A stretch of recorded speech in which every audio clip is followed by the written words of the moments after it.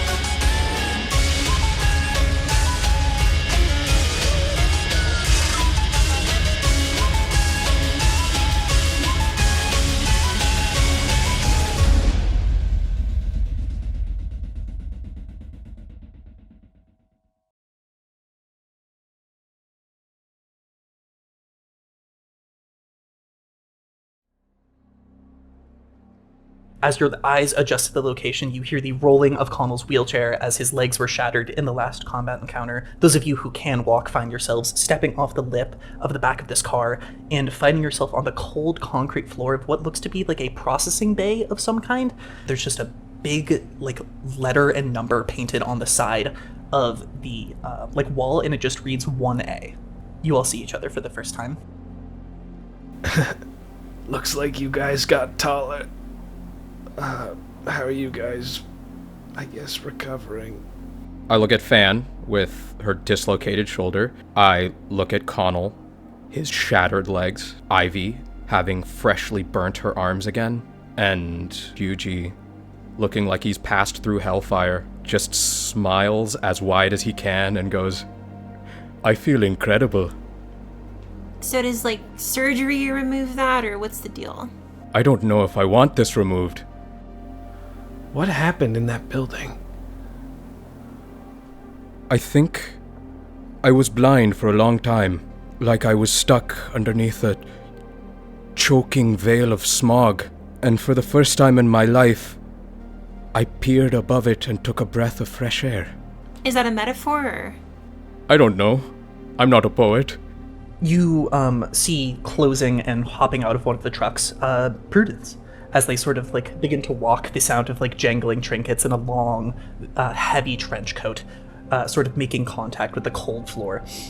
I think my gaze just passes over and completely past Prudence, over the other armed guards and exorcists here, and I go, "Well? Does that sound like a metaphor? What do you all think?" Ryuji, don't speak up to them. You're not used to how all of this works. But Ryuji, you got something that this organization hates. So don't alarm them.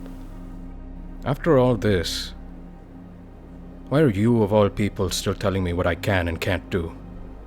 Someone has to keep you safe, because clearly you aren't capable of doing that.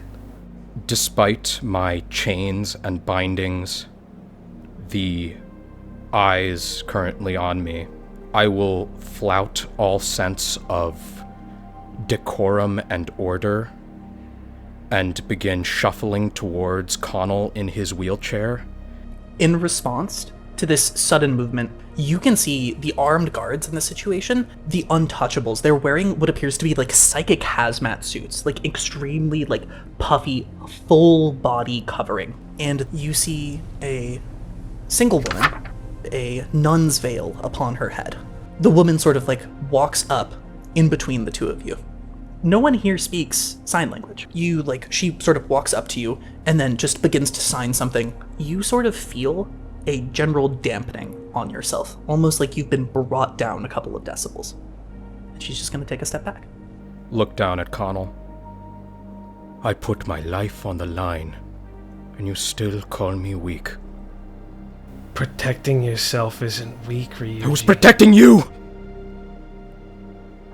I was protecting all of you. It's all I've ever tried to do. Hey, we've gone through a lot lately. Maybe You don't need to tell me that, Connell. Maybe I was an idiot a month ago. Ryuji, this isn't you. What happened in that building? My gaze just goes soft. Let me keep you all safe for once. Connell says nothing as he turns to the other people in suits. Give me med.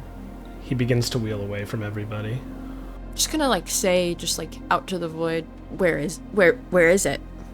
Prudence does a full 180-degree pivot. What do you mean it?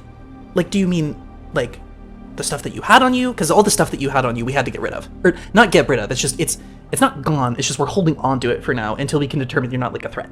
I think that's fair. How long does that take? Depends on how cooperative you want to be. Can we go now? You don't want to get patched up first? I look down at my distended body. I feel better than I've ever felt. Let's go do it now.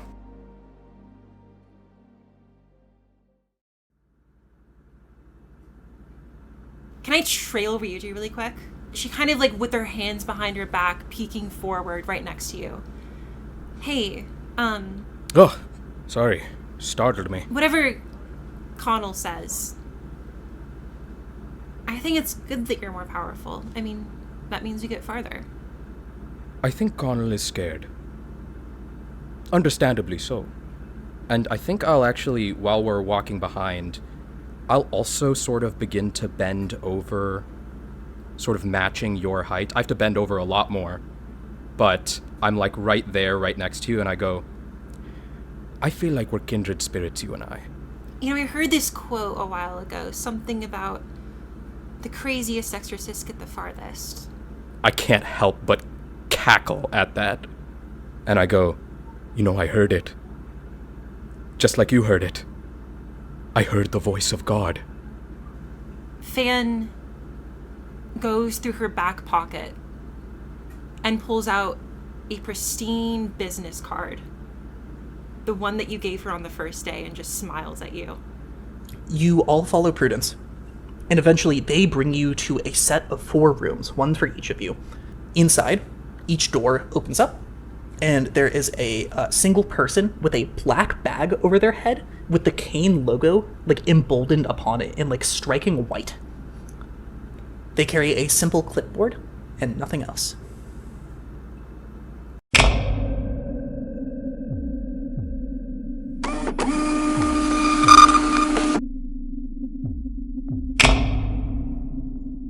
My name is, Connell. You took my last name from me. I was born at a date that I also don't remember, because you took that from me too. And my blasphemy is Flux.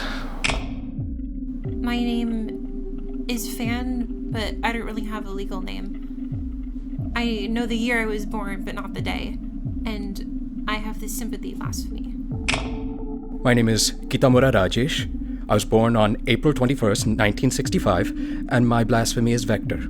My name is Ivy Romanov. I was born 19 years ago. My blasphemy is Ardent.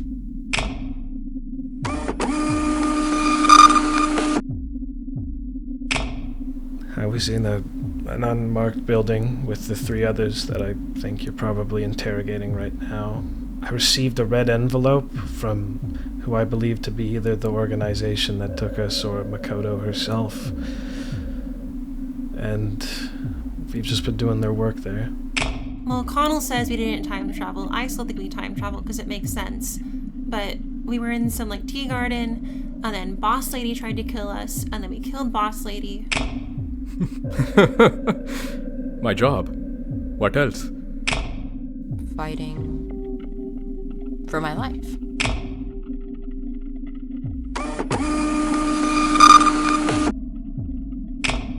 When I was a kid, there was some incident.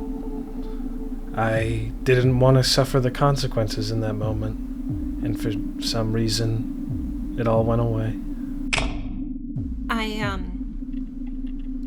In my room, when I was 9.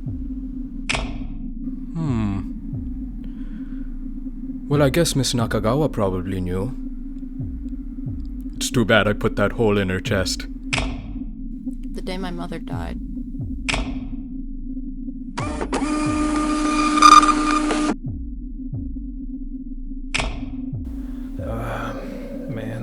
About 8 months-ish ago, we killed our first one. It was in an office building. Some kind of guy who got neglected, he turned into a hound. And the second one was born from someone, and we dealt with it, and the third one we dealt with. That's what we do, and I did it. I don't know how much you people like hearing the same stories over and over again, but they said it's true. Hound, ogre, and then Makoto.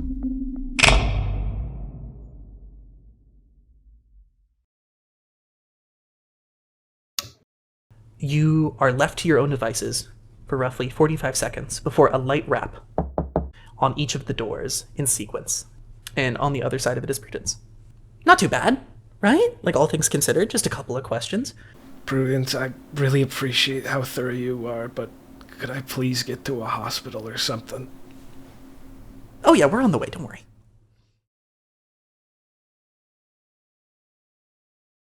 Phan, you are sitting in this hospital waiting room, waiting for the rest of your team, squad, Division 12, you don't even know anymore.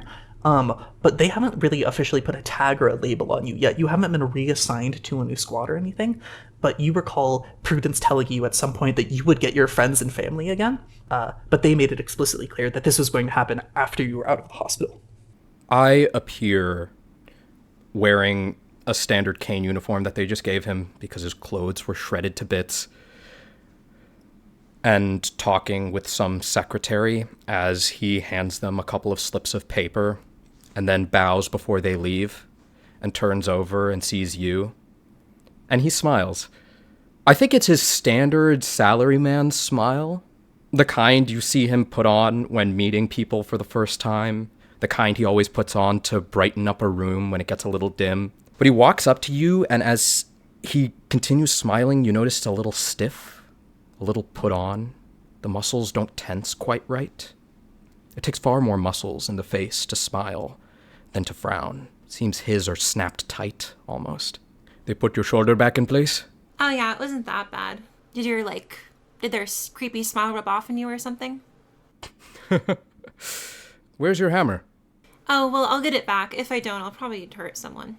Do you want to go hurt someone? Or get your hammer back? Right now, I'm game. Ryuji, Phan, you are walking through this long hospital hallway, evidence lockup, looking for signs and stuff like that. You walk through winding corridors, walking past, you see just a bunch of interesting people, exorcist fellow folk like you. I will smile and nod at them as they go okay. And I think one of them, as I smile at them, there's probably something about them that's different. Something about their intuition or their ability to read patterns of grace. Or maybe just their innate sense of caution, that they stare into my eyes and they realize for a split second that the equivalent of this interaction is a lion about to clamp its jaws around the head of a rabbit. And I just keep walking past them. The immense difference in an exorcist who survived one mission, let alone who has survived 3. You know, someone who's never been in the field before, never fought actual sins and had their life been on the line. And there's just like that ancient part of that human brain, that little evolutionary leftover of not being at the top of the food chain. And they just give you a bit of a wider berth as you begin to walk past. Evidence, evidence, evidence. You find the room marked evidence, you slide open the doors, and you walk into a giant expanse. You look up, and it's like being inside of a giant warehouse. And in fact, it almost reminds you of that like giant water basin you were in when you were fighting Ueno. As you look up, you see just boxes and crates and stuff, and you survey the area. Phan, as you walk into this area, this is the first time, you know, you've come in contact with this many personal objects. Phan, you are hit with a cacophony of screams and noises and voices. Phan speaks almost like she's at like an incredibly loud party. Hey, Ryuji! Phan! Can you hear me? I recognize what's going on. I lean down to her. I go, choose the voices that matter. Tune out the rest. Okay? Okay, I heard most of that. Close your eyes! Phan closes her eyes, and through the cacophony of voices, almost like echolocation, sees faint grace making up the walls and the lockers and the floor with thin floating lines like yarn in a wind tunnel as she is walking towards one of them. This is a place you've never been to before. It is incredibly loud, but you are able to trace the lines of grace to find your family, right? And you are able to isolate on its like single specific voices of those who you love most. And as you meander through this area, you eventually find not only your friends and family, but the friends and family of everyone else who you've worked with over these past couple of months. Well, you have to carry it. Phan has like almost an industrial like pallet's worth of stuff. And as Ryuji goes to pick it up, you see his massive back, those muscles that are, at this point, definitely not human, contract as he lifts this pallet up and goes, let's find you a room. We have rooms? Why don't we assert ourselves? We bring it towards, I guess, the bunks. You put down all your stuff. This good, Phan? This is good. Hey, don't freak out.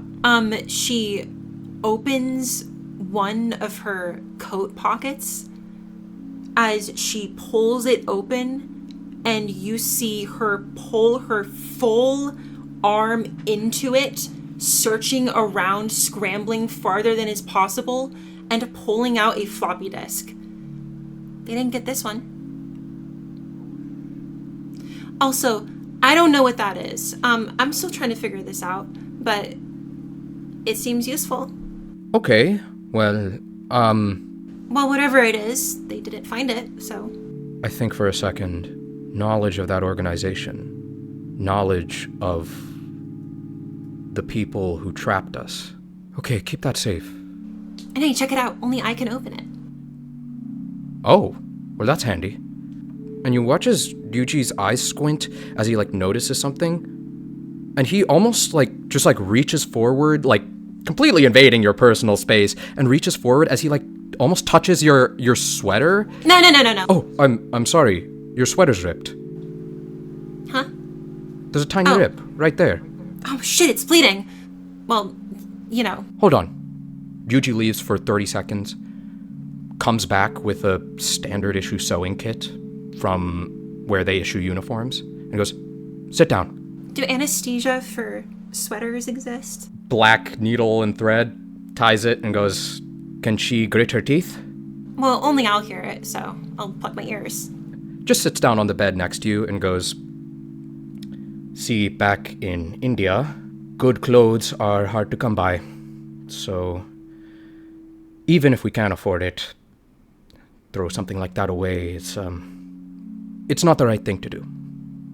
Back in Chennai, we used to hold on to pretty much everything, just like you. old newspapers, cups that are broken. We always thought there was a use for it again. How are objects? Huh? Are they better than people?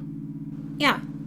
People are messy and terrible to each other, and there's just something wrong with them. I mean, they're where sins come from, and sins try to kill us all the time. Objects can't hurt you, they can't destroy you, make you feel horrible about yourself. Can't make you wish you were someone else, huh? You know, I don't really like any humans at all, but it's good to know that even though you can't hear them, someone's still looking out for them. When people use objects, they put their trust in them just for a brief moment. But when they throw it away, it's impersonal. Just to see something go down the drain or into a dumpster. But when you throw away a person, there is an evil that lives in the hearts of people. As Phan listens to what you're saying, you see the wall behind her begin to get larger, shift like water ripples. The window begins to multiply, and just as fast as it comes, it immediately goes and returns to normal, without her noticing. I don't acknowledge it. Let's just say I know what it's like, at least a little bit. Can I ask you a question? Sure. Would you be sad if I died? I think I would. I don't think you should. I don't really think I'd feel sad either for you, so... And I think you see what that little Cat 1 exorcist saw, where Ryuji might have given a response trying to desperately defend his humanity and his care for you. There is now a monster wearing his flesh that says, "If you say so."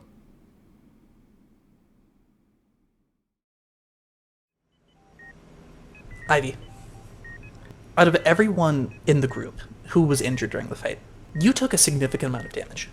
They needed to medically induce a coma into you so they could do all of the surgery that they needed to do to save your life.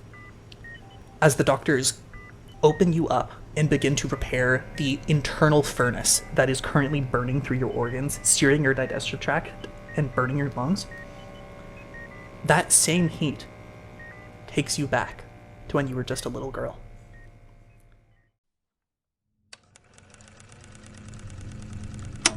You find yourself standing on a bridge, the sounds of cars whizzing past you. You sprinted here as fast as you possibly could, as fast as your little legs could carry you, after you found the note. Both child and not child at the same time, the irrational mind trying to rationalize what happened here. Could you describe to me what the face of your mother's melted flesh looks like? It still looks like her. I can still see all the smiles that she's shown me, all the times she's read me to sleep. I still know it's her, even though it doesn't look like her. And this conflicts with what you know to have happened on that day. In your heart of hearts, you remember running to the bridge and watching your mother jump. You wake up in a cold sweat, and you attempt to roll over, and you realize you are covered in tubes. You lean over and you look down. There is just a stitch line going right up your stomach. You sort of pat yourself down in this moment. This isn't the first time you've had to go through intensive care. This isn't the first time your powers have done this to you. I rip everything out of me. You sort of try and sit yourself up, and as you do, that little rush of blood hits your head from someone who's been laying down for an extended period of time. Is there a mirror in the room?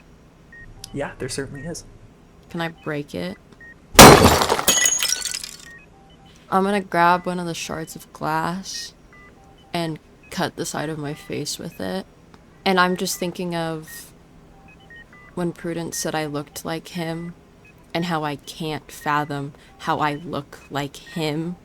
And so I cut from my right eyebrow straight down, my left cheek as well. And then I walk out of the room. Connell. It is a gorgeous, rainy day in rural Japan. You're riding your bike to school.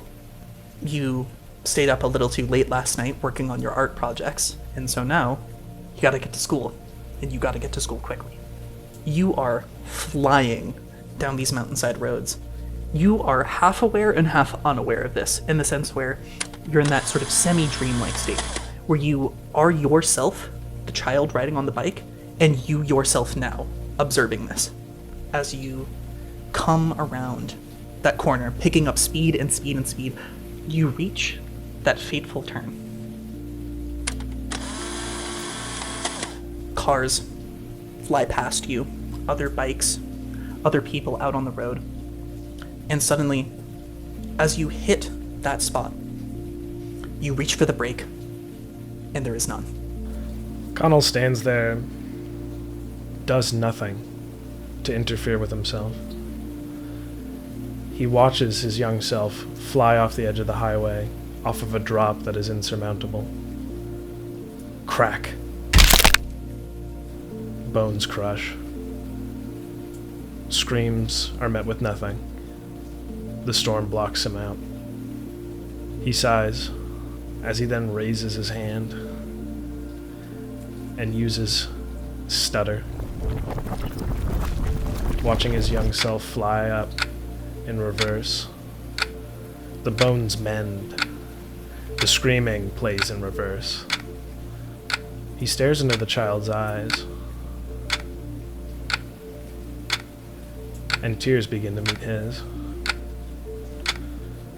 Connell wishes he could feel the fear of a child facing death like this.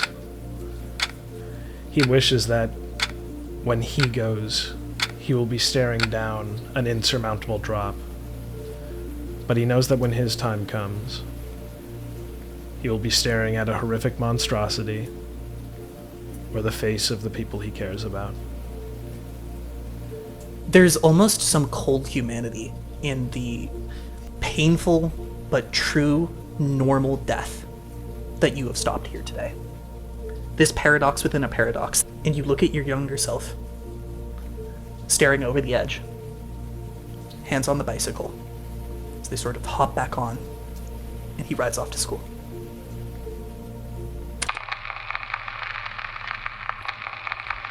You don't wake up more as you find yourself stepping out of that memory, that dream within a dream, that place beyond observed reality, back in your hospital room. Your legs fully functioning once again.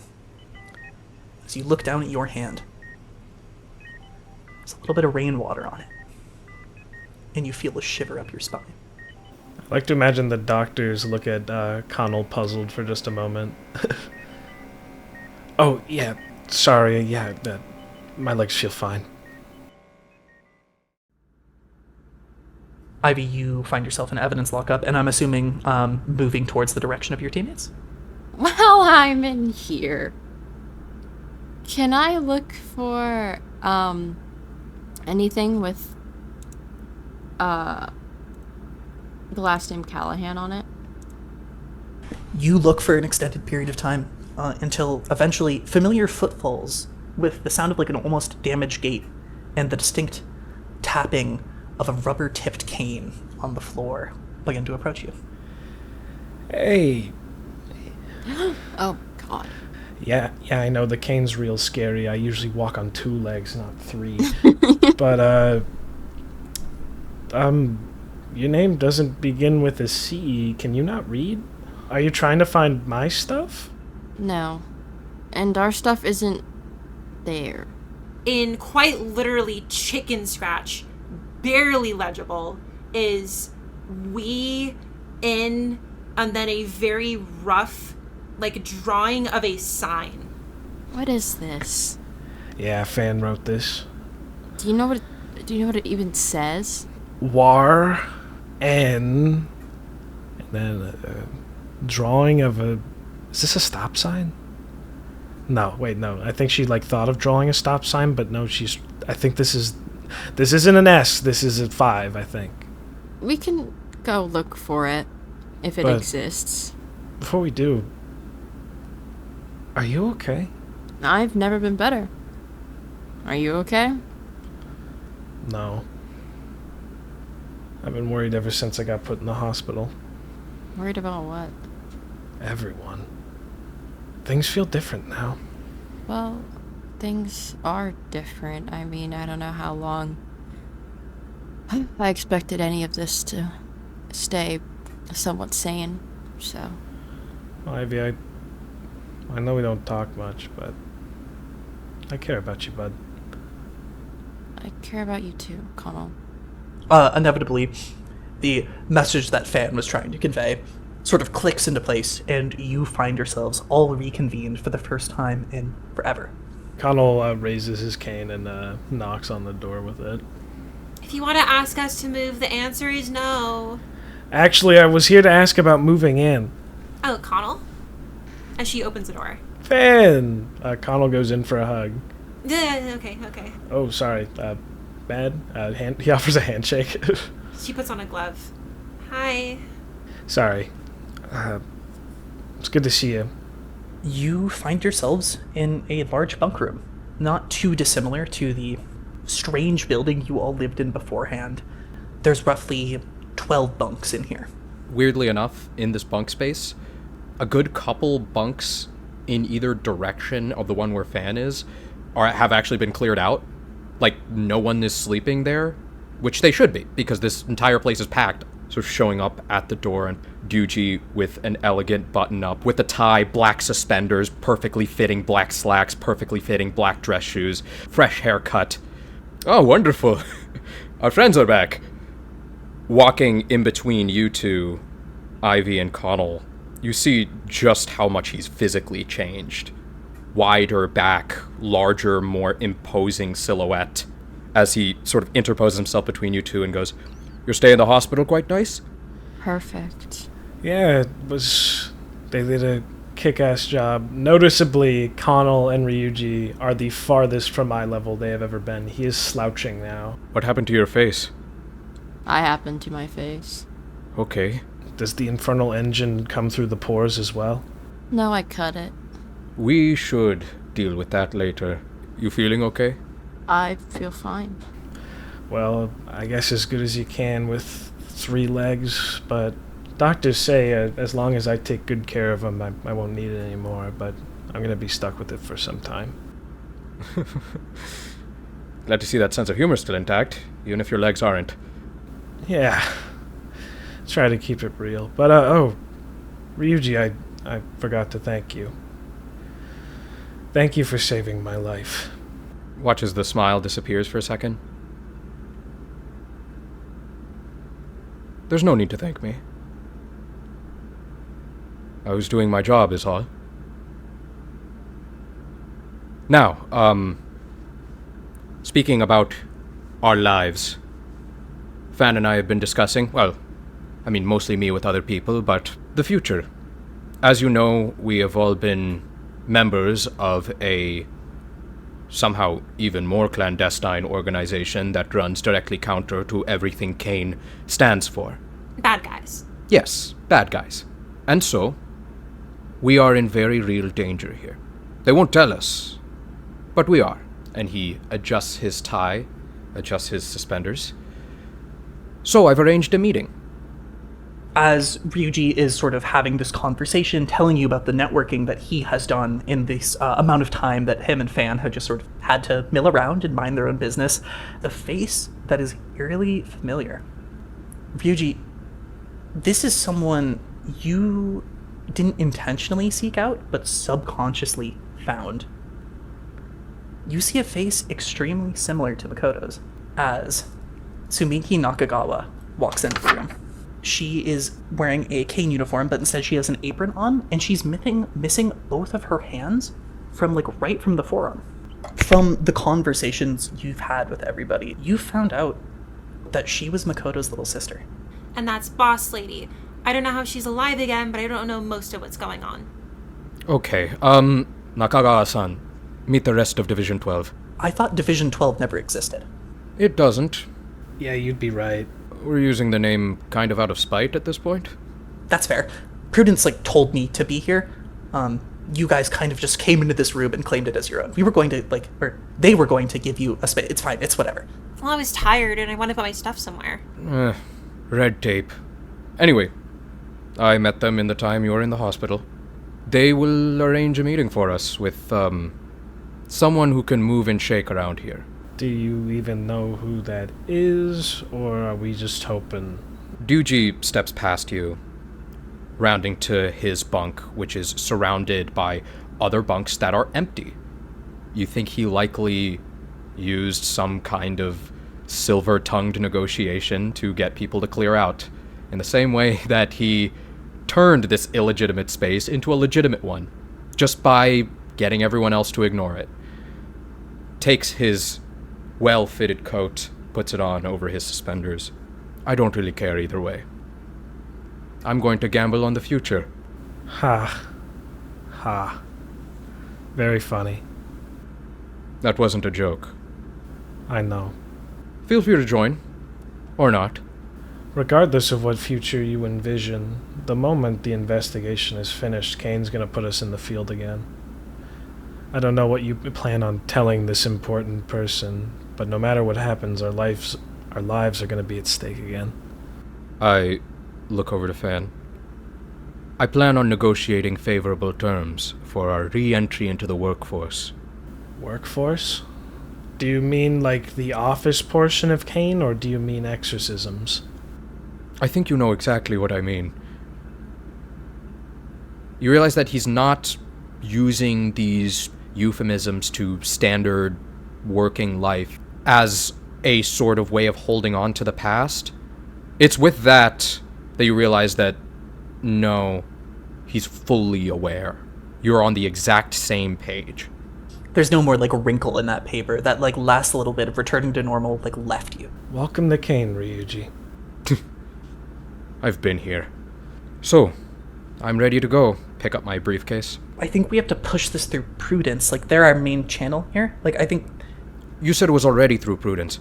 Well, okay, sorry. It is through Prudence. There's a lot going on. And you realize that, like, she's, like, not talking with her hands, but she's, like, sort of, like, gesturing, right? Okay, hold on. Would anyone like a drink? Sure. Oh, I'm kind of parched. You all watch as Sumiki walks up to the door and opens it with a hand that is not there. The door opens, and Sumiki immediately walks behind the counter of a bar. She immediately just starts making drinks, but all the components and stuff like that are moving around on their own.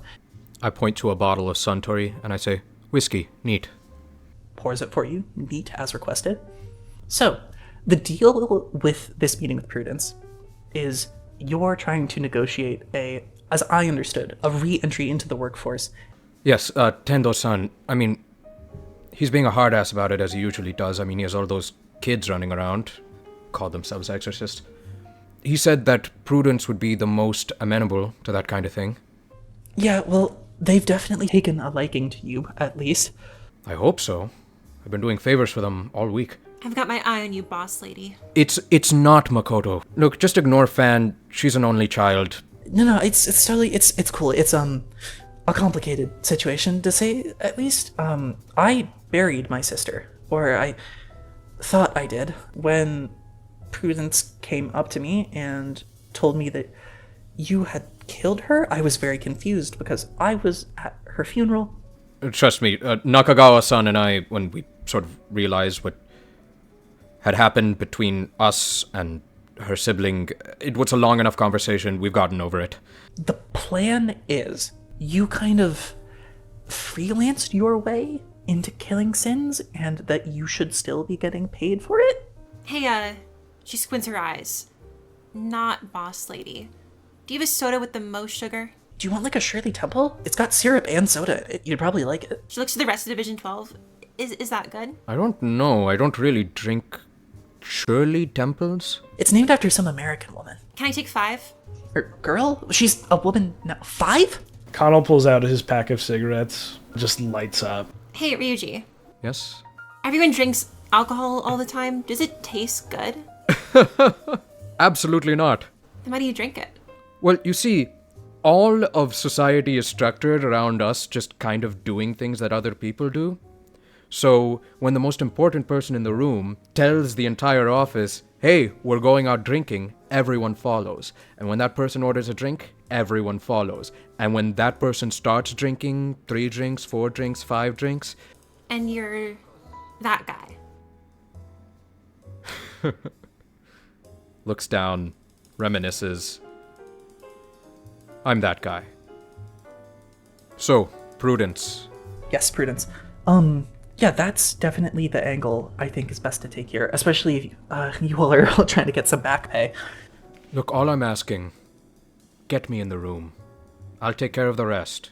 Realistically, Prudence is probably going to help you out. That's just sort of how they roll. Like, they just pick people that they like. I mean, you can't really say no to a virtue.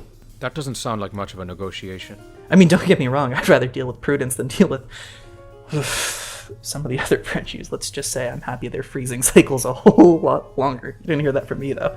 Yeah, I've heard stories about the virtues, but I guess this is my first time encountering one. What does Prudence do? Do you like games, Connell? Yeah, I love games. Yeah, well, when you're around them, everything becomes a game. You better follow the rules. Yeah, they were saying something about that they were glad she wasn't sent. Who are they talking about? With the mention of her name, the invoking of just even like the singular pronoun, she just throws back the rest of her drink. Very lucky indeed. Okay, I'm going to hear that about that from you later. Ryuji slams his hand on the bar, stands up. But seriously, Prudence, if they're willing to meet, I'll do it. Okay, I will, I'll pull some strings. I'm gonna lean over to Connell. So that isn't boss lady. Oh. You find yourself standing outside of a room where Prudence is supposed to be waiting for you. You push open the door. You just see Prudence sitting in a spinny chair, and they're just kind of going around in circles.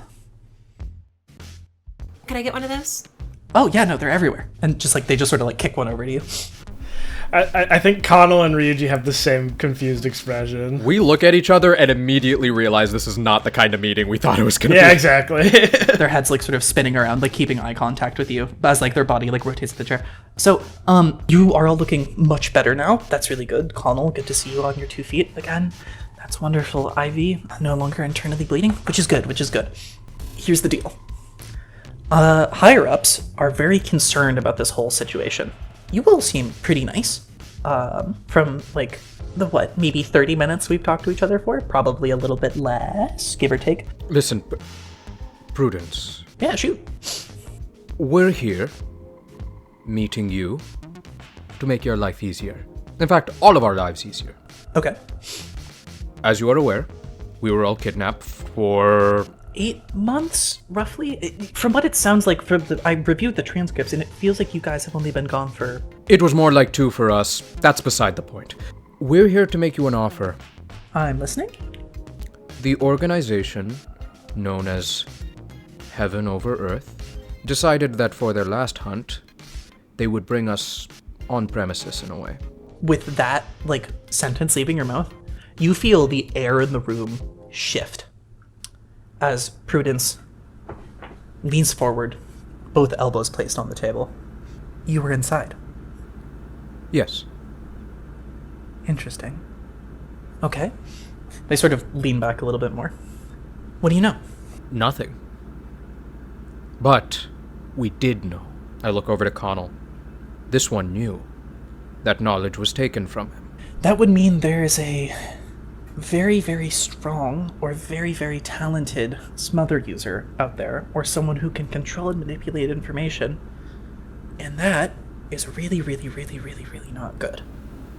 We can fight back against it. I already got a little bit back. I just got to keep working towards it. We believe that with enough exposure, we might eventually have a breakthrough. I have some questions, and I'm assuming you want some answers, but I'm thinking there's a catch. Now, my question is, you are all one of two things: extraordinarily lucky or extraordinarily talented. I like the second one. And this is the thing I'm sort of digging at right now, because it doesn't make any sense to me. We were able to find you after you dealt with her. Someone had you right where they wanted you, and then you broke out. So now I'm thinking, did you do that? Or are you right where they want you? Something isn't adding up here. If your issue is that with the truth, then why don't we play a little game? I like games. Why don't we play a game about truths? Are you willing to shake on it? Should we leave for this? You all can go. That's only fair. Wait outside and we will let you know. Hey, Connell, can you pull me on the spinny chair? Yep. The door closes. Ryuji extends his hand. Prudence will extend theirs. And you shake. Ryuji's cheery, diplomatic demeanor drops. What are the terms of the game? No lies. No falsehoods. I like those terms. You don't want to know what happens if you break the rules. I think I know. Flip a coin to see who goes first. Of course. They will reach into their pocket, grab a coin. Heads or tails? Heads. Here we go.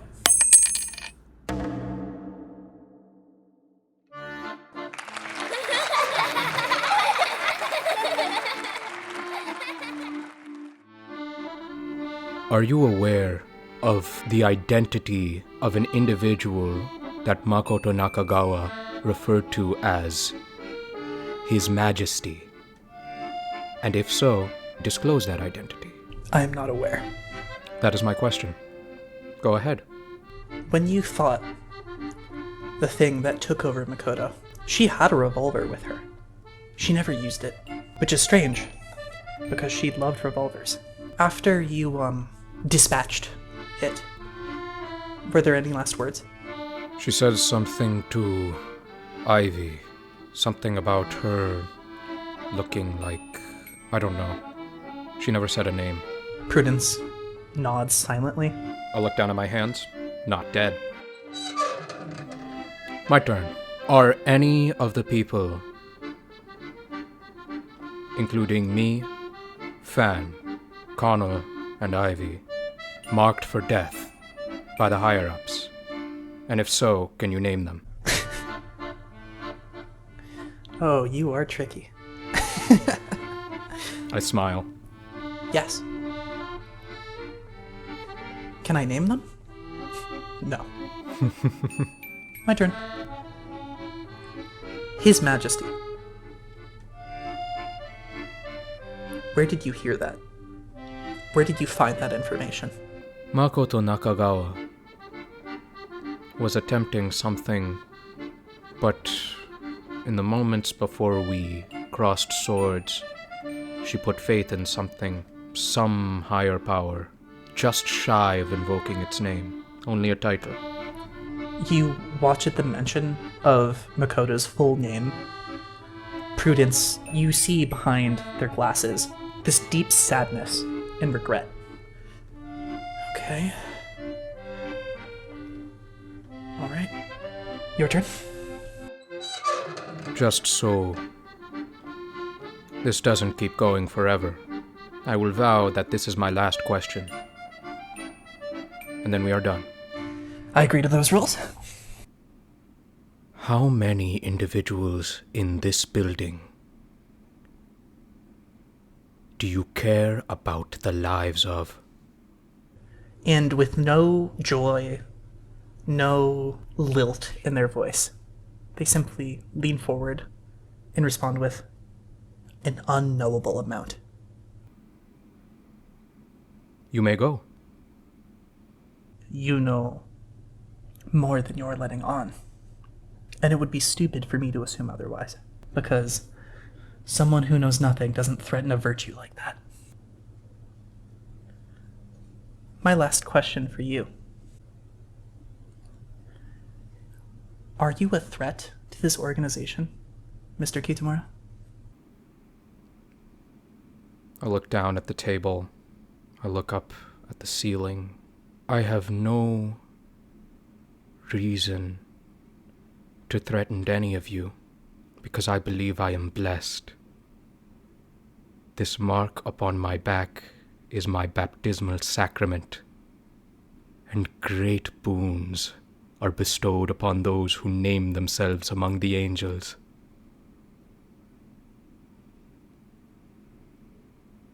I don't believe I am a threat, Prudence. I believe I am your savior.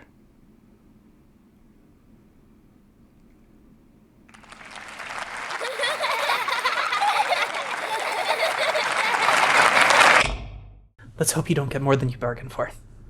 And they will stand up, dust themselves off. Hold on. A show of goodwill. 3 truths, exchanged with 3 truths. The terms of my negotiation are as follows. The group of exorcists, designated Division 12, should be integrated into Cain officially as a vanguard squad, for the sole purpose of hunting down and destroying the organization known as Heaven over Earth. And Prudence just smiles. A true, genuine smile, not a smile of threat. I think you're going to fit in just fine here, Ryuji. And they go to open the door. I step out, look at my friends. Well, it's all settled. Oh, sweet. Are we getting paid for the last job, or did we not successfully unionize for that? Yeah, that reminds me. And they, pull out a, checking book and start patting themselves down. Anyone have a pen?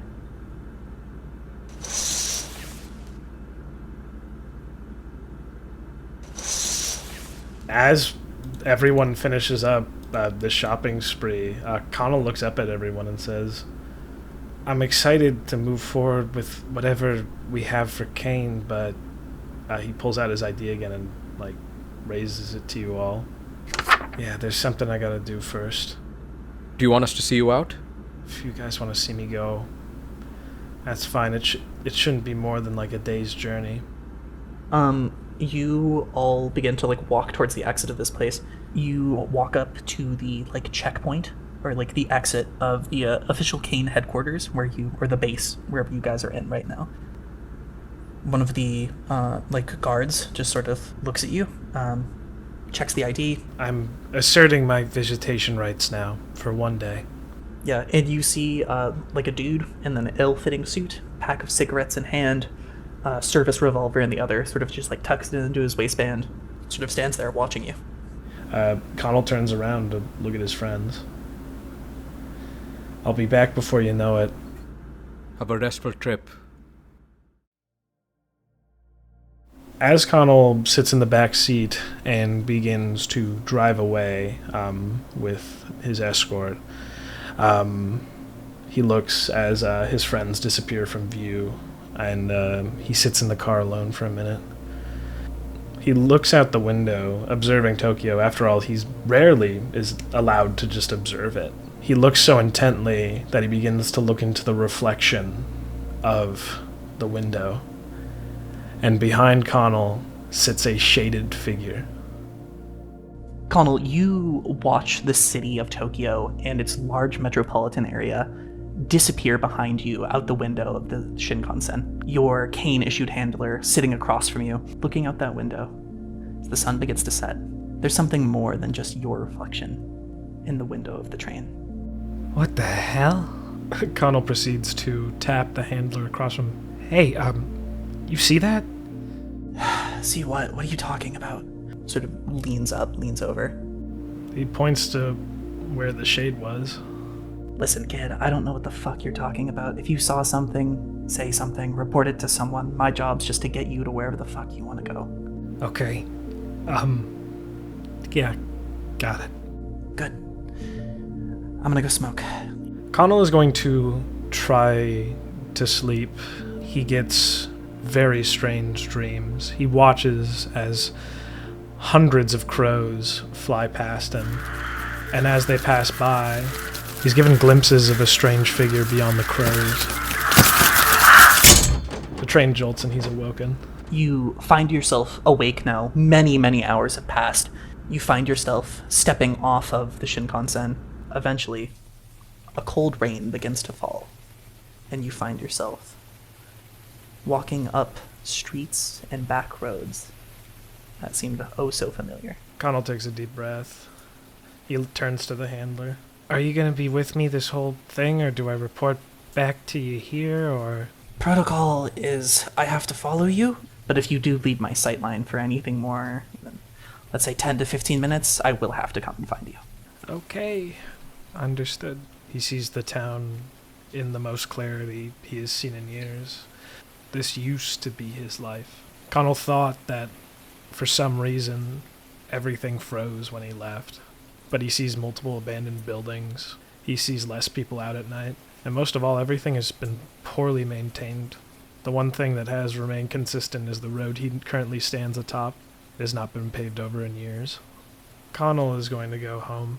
And after a short walk, you see a small house at the top of the hill. You look at the family name on the mailbox, and a flood of memories return back to you. Connell's fist balls up as he stares at the name that has eluded him for so long. He takes a deep breath and knocks on the door. You wait 10 seconds before, eventually, the door swings open. You see a little girl. She just sort of looks up to you with your mother's eyes. Who are you? We don't get many visitors. What are you doing here? It's really late at night. Sorry, is your father home? Oh, Dad? Yeah, no, he should be. He's normally home. I mean, yeah, no, his bike's there.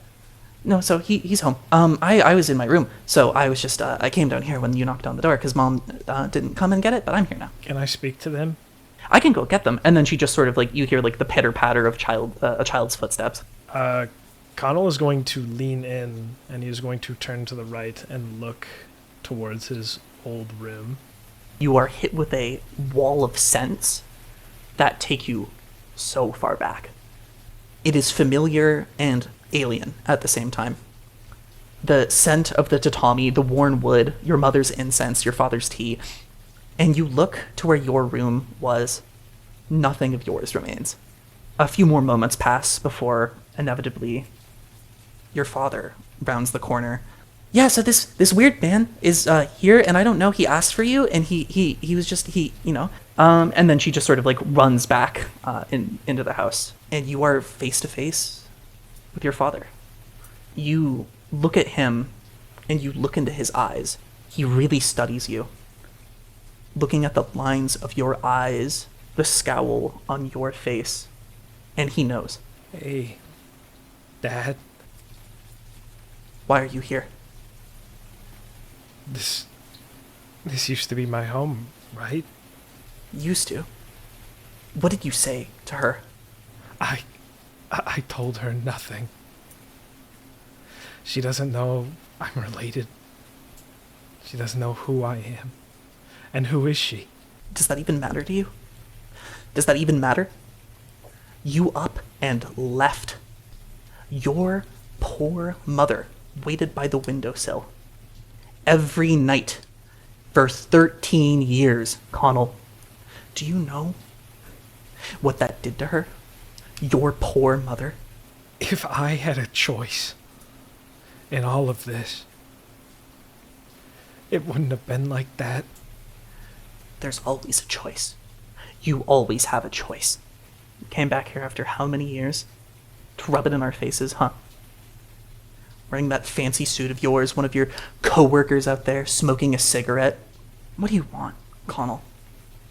What do you want from us? You left us behind. I guess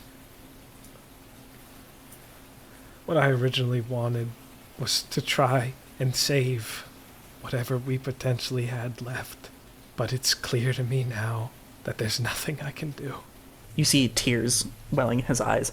Well, you both certainly found your own ways to pass the time. Don't you dare talk about your little sister like that, as he, reels back like he's going to punch you. I thought she wasn't my sister. She's not. And he just goes to slam the door on your face. He catches it. From around the corner, you hear your mother's voice. Honey, what's going on over there? And your father just turns to you with a mix of sadness and quiet contemplation, turns back to her and just says, nothing. Some insurance salesman. I will do everything in my power to make sure that she doesn't end up like me. You might understand that one day. Connell lets go of the door.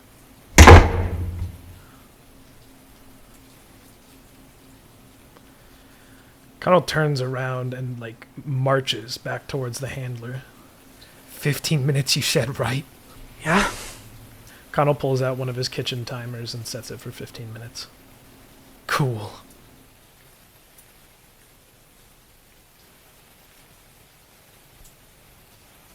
Connell stands in front of a long-abandoned family restaurant. On the large kitchen-side wall of the old restaurant sits a brilliant, faded mural of crows flying all in different directions. It is long, cracked, and faded. The last thing that remains of you in this town. You know, I never thought you would get away from him. A cold hand is placed on Connell's shoulder. You truly are a man out of time. Connell turns around again and now sees the figure standing right in front of the mural, observing it. You try to get a read on it, and it hurts to look at. Who the fuck are you? What do you want? I don't want anything, Connell.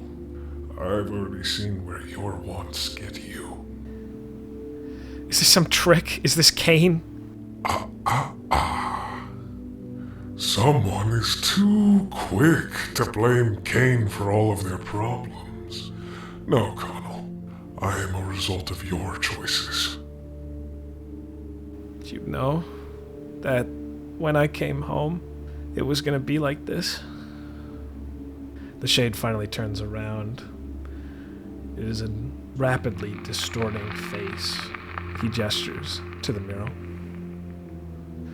This will be the only evidence you ever existed. Connell goes to rush down the figure as it quickly disappears. He slams his fist into the wall. The impact of his fist restores a bit of the mural, and the ends of a bird are more colored in.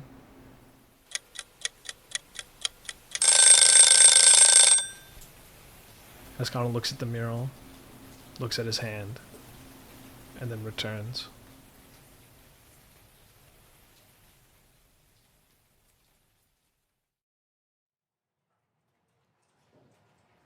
The next day comes, and you all find yourselves sitting in a mess hall together.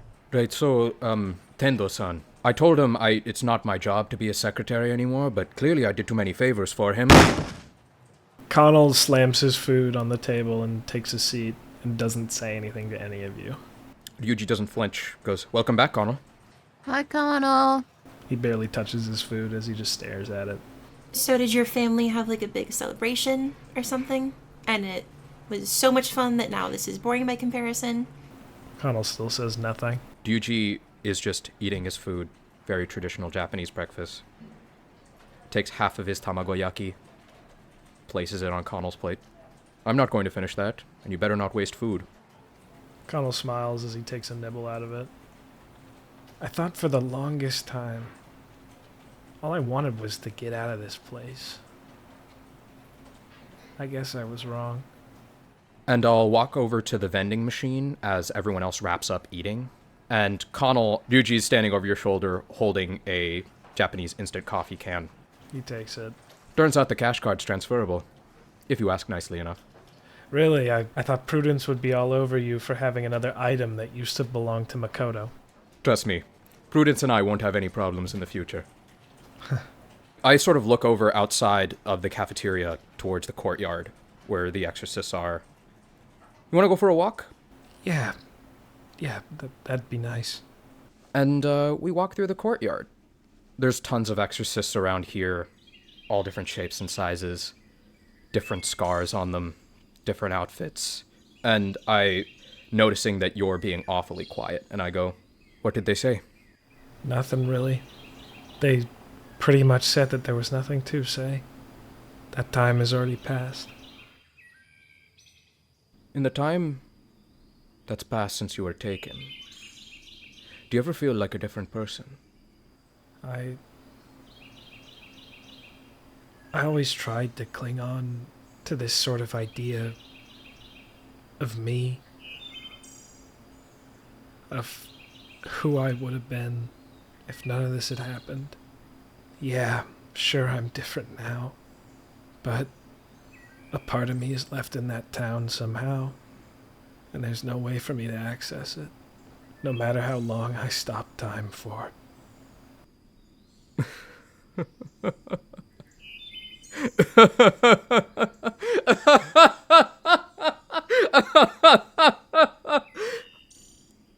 People are turning their heads looking at this insane man, cackling at the most innocuous statement, wiping tears from his eyes from doubling over. My sides. Connell, I think we are maybe the most unlike people in the world. Sorry, the way you describe your hometown, it sounded like heaven itself. But when I was old enough to leave my hometown, I booked it out of there. I have spent my entire life trying to be a different person than the person I was yesterday.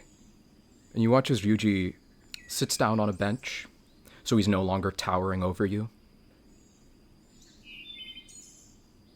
Can I ask you something? Ask away. What are you going to do if you never get out? Well, guess I scrounge up enough scrip, not have to go on those hunts anymore, and I start a family of my own. Cocks his head in confusion. You don't seem like the office worker type. I'll adapt. I always do. Trading one cage for another is not escape, Connell. At least this cage doesn't have fire on all ends. I'll have assurance that I can wake up the next day and know that my life won't be gambled. Connell, do you see the exorcists in this courtyard? Yeah. That one, over there. I point towards a young girl. Can't be older than 16. She's got a military-style cut, wearing something that looks like a Kevlar vest. Real gruff-looking. She's talking with someone, but her arms are crossed. Standoffish. I go, what do you think? Give me a read on her, right now. Well, could be upset. Maybe fascinated. Could be one of her team members. Seems young. Probably got recruited early if she's already in the fold. What about that one over there? The, meek-looking one. It's got glasses kind of like yours. What about them? They seem to have a lot of spirit. Enough to where, at least he points back to the previous girl, is mildly entertained. Indeed. Personal lives that we'll never understand.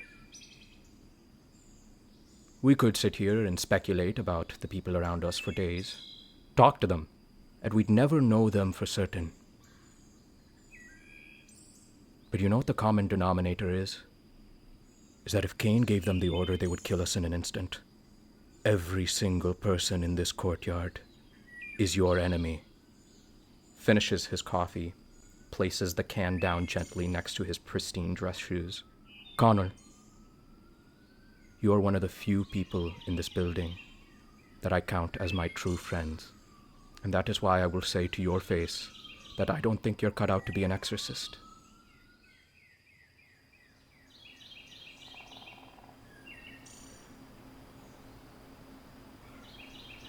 You know, Ryuji, finally matching that horrifying gaze. Before I realized I was going to be able to see my family again, back when I thought all that fighting was just so I could talk to them. I thought for just a moment I was fighting for you and everyone else. At least in this case, for you, not anymore. Connell turns around and exits. And I will sit here in this courtyard, alone, and watch the people going by.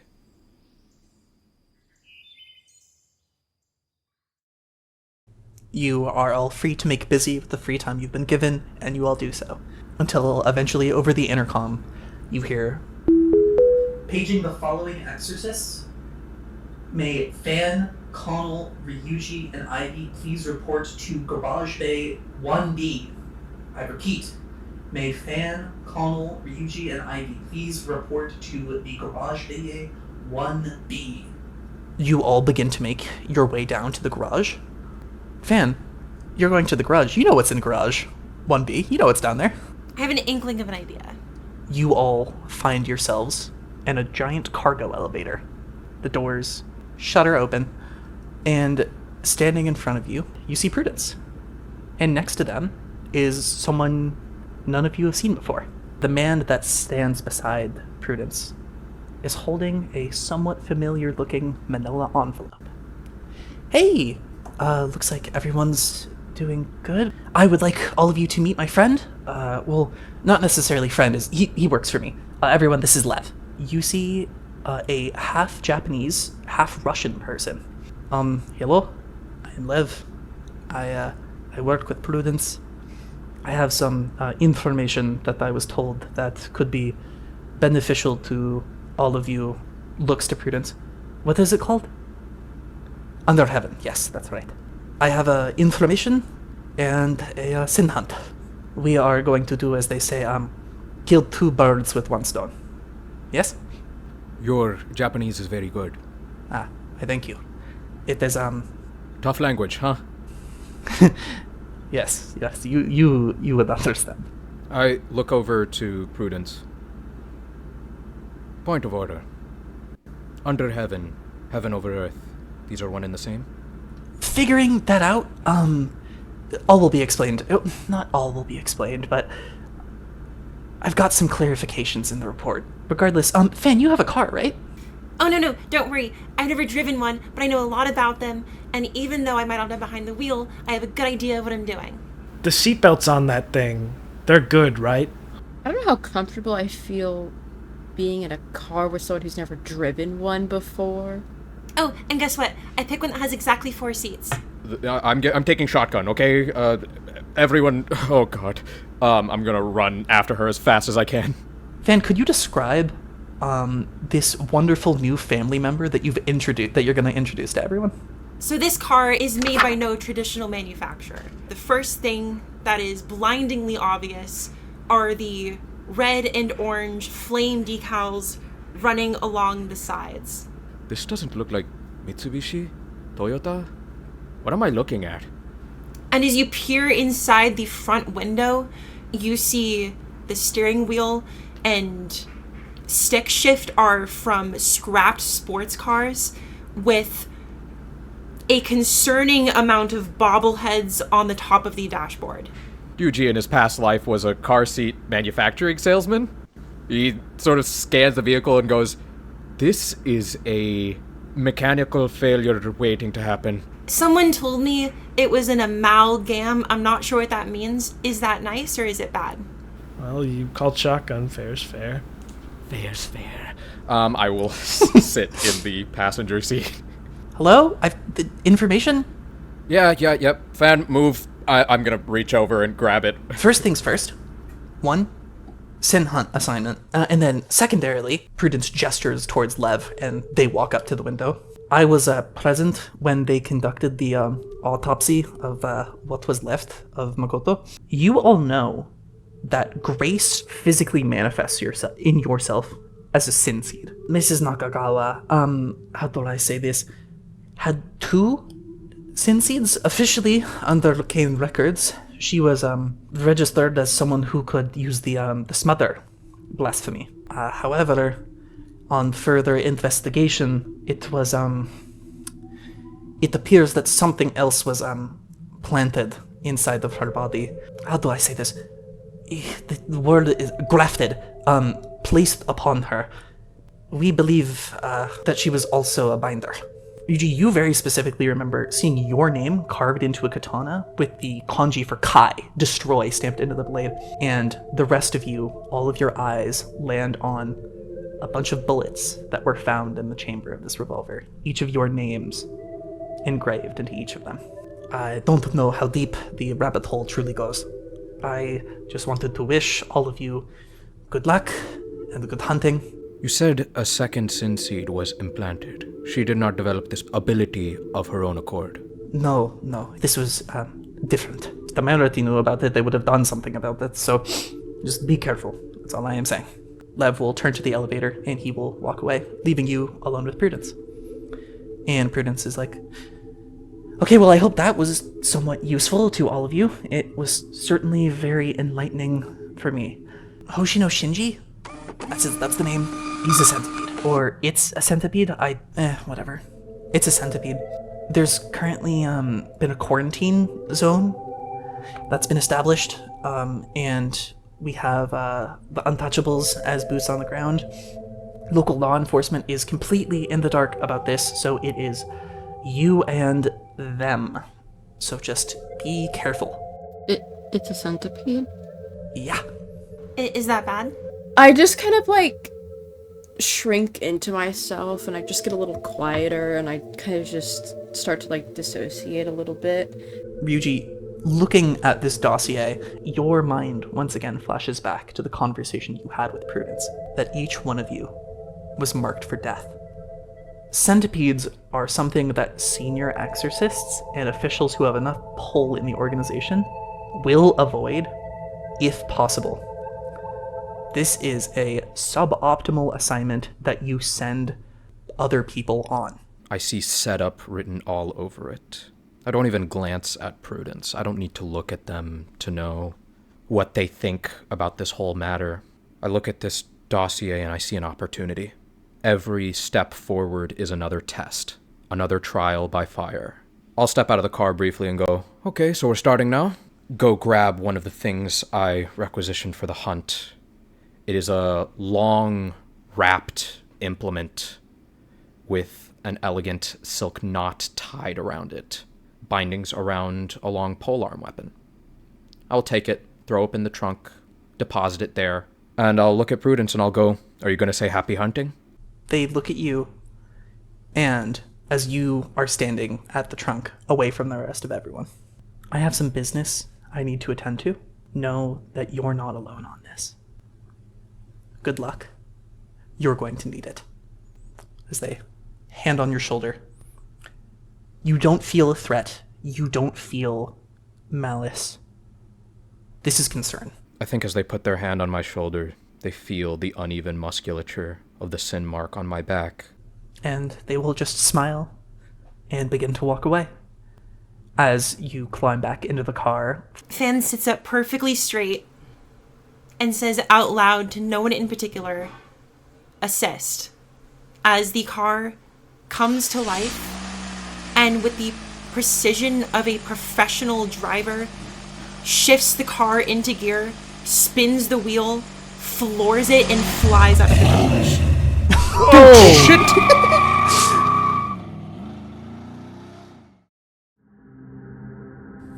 shit! You all arrive at the quarantine line. The car pulling to a stop. Immediately, what you see as like you're moving on the way to the situation, the closer and closer and closer you get to this line, the bright lights of the city are slowly like replaced by the burning of fires, and the flickering of like broken electrical lines. And you see a bunch of people who you would sort of recognize from your first dealings with Cain officially.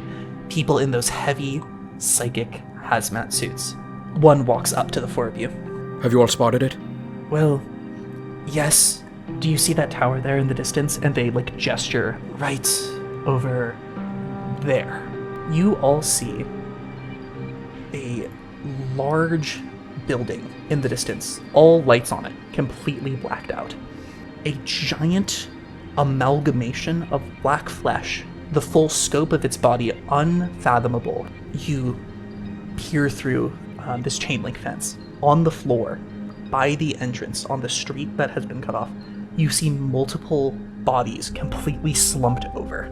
Giant holes in the center mass of their bodies. Well, good news for you, we're here to kill it. Any assessment of its powers, range? Are the roads up to the building drivable? It's best to avoid line of sight if at all possible. I've lost many men today. What does it do if it sees you? You see that hole in the chest over there? Sort of points to one of his dead comrades. Does that. Okay, how? It just happens? No, it doesn't just happen. 1 minute, I'm walking with my friend, co-worker, brother in arms, and suddenly there's a giant hole punched through their chest, acid dripping. Okay, we appreciate your service. Alright, clear away. We're driving through. They sort of separate from this brake line as the chain link fences begin to open. That thing shoots acid at you from afar. If we got any chance of getting to that tower, I could stop the acid from hitting us. What if we just go really, really fast? That's not gonna cut it. I think I can also help with that. Assuming it's a projectile. Actually, before I get in, throw open the trunk, take that pole arm out. Sort of just put it on my back, run it through my belt. Alright, that's what we're doing. Connell settles up on top of the car. I want the record to show that I thought this was a bad idea. You're probably right, but, I heard this quote recently. The craziest exorcists get the farthest. I'm gonna roll down the window, as we're beginning to drive, just sort of sitting on the window, like the open window there, with the pole arm on my back, just watching for anything that might be showing up. As you drive forward, or as the car locomotes itself, you see the bodies with the holes in their chests getting closer and closer and closer. You all look around in this area you find yourselves in. Turned over cars, the closer and closer you get to this giant tower, the more and more bodies there are with holes pierced in their chest. The acceleration pedal just pushes itself down gradually until eventually you all hear a thunk as the car rapidly speeds up, and you all feel this intense as the giant beast on the tower shifts, and then suddenly, to the right of the car by only 3 meters, it is entirely silent until it impacts the pavement. There is a steaming crater 3 meters to the right of your car. Faster! Phan, make it fast. Okay, I'm gonna reach over, open the glove box, put on 2 racing gloves, and say, "You can stop assisting now, as I am going to use my ability Amplify to increase this card's speed, handling, and resilience up to my cat." What? You have never seen a bigger smile on Phan's face as she is fully in the zone. A mask of horror on Ryuji's face. Yes, we both grip on the front of the car. Phan immediately slips on the gloves, and the car goes from, I want to say, like, fast to, and then the cylinders firing at that speed. This, like, sudden change in noise awakens the horde as a group of bodies that was, like, slumped over has begun to, like, stand up, attracted by the sudden increase in noise and the impact in the ground next to you. Would you like me to roll interfacing for driving the car? I would love you to roll interfacing for driving the car. And so we will roll the risk first. That is a 2. I'm gonna use a Psyche Burst to give myself an extra die. I have 2d6 from interfacing and another die because I'm resonant. That is a failure. Oh my Ivy, you can just tell looking at her face that Phan would be okay with dying right now, just if she meant she get to drive this car. The tension is going to go up. Before this resolves, in the distance, Connell makes out a figure, the Shade, with his finger pointed down, followed by him bringing that pointed finger to his neck and sliding it across it. Connell's eyes widen. He raises his hands, tears into the fabric of reality. The course of events that are about to play out in about 0.5 seconds. He is going to use Stutter in order to allow Phan to roll that again and prevent whatever catastrophe that is about to happen. That's 2 successes. Okay, better. Okay. Better. Okay. All right. Let's see how much temporal instability. Ooh, okay. 2 on the temporal instability hook. Connell is 1 away from having to roll on the instability table. Whoops. This is the first roll of the fucking hunt. We're dead. I'm gonna get one of you, finally. Excuse you! So the new ruling, as I am understanding it, is that's 2 successes, but the outcome is still worse. However, the failure has been entirely avoided. It's not as bad. You go into manual mode, your hands gripping the wheel. Completely lost in the sauce. The shamblers, these carriers of the poison, those unlucky enough to have their innards fully dissolved by the venom of this sin, begin to group closer to you as you start weeding in and out of shambling hordes of people. As you try to make a turn that you know you should be able to make, acid bile from the horde you just passed begins to clip the back wheel of your car as you sort of spin out ever so slightly, hitting the other horde and allowing this acid to spray onto you as you drive through it.